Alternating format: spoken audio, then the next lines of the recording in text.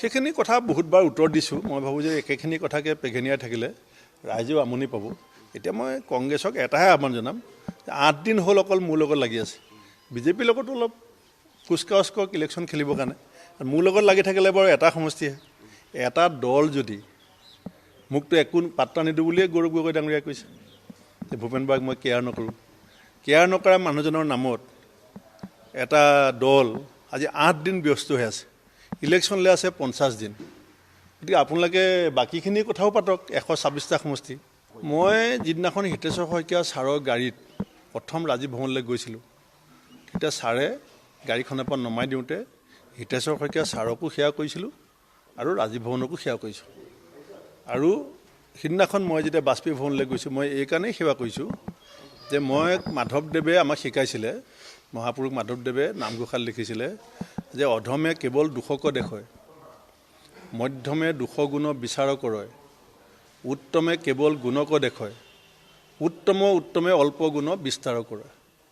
গুৰুজনাৰ ভাষাত মই অনুভৱ কৰিছিলোঁ যে মোৰ দৃষ্টিভংগীটো যিধৰণে মই এজন তীব্ৰ সমালোচক আছিলোঁ, সদায় বেয়াটোৱেই দেখিছিলোঁ, সেইটো মোৰ সেই সময়ত পৰিস্থিতি আৰু দায়িত্বৰ বাধ্যবাধকতা আছিলে।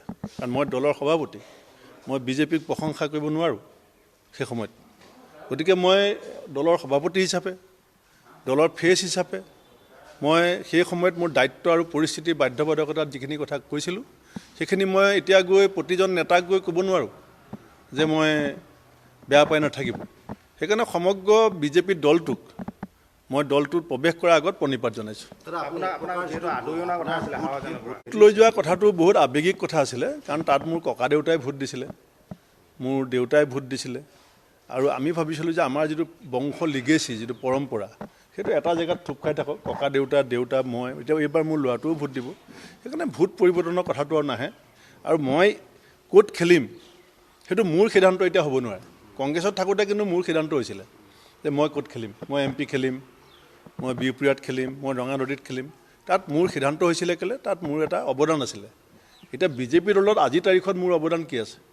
গতিকে বিজেপি দলেহে সিদ্ধান্ত ল'ব মই ক'ত খেলিম। এতিয়া বিজেপিয়ে যদি কালিলৈ মোক কয় ৰঙানদীলৈ যোৱা, মই যাবলৈ বাধ্য। মই ৰাইজকো কৈ আছোঁ যে মই এতিয়া পাল তৰা নাও, বঠাবিহীন। মোৰ বঠাডাল বিজেপি হাতত আছে। গতিকে মই কেনেকৈ ক'ম যে মই ক'ত খেলিম?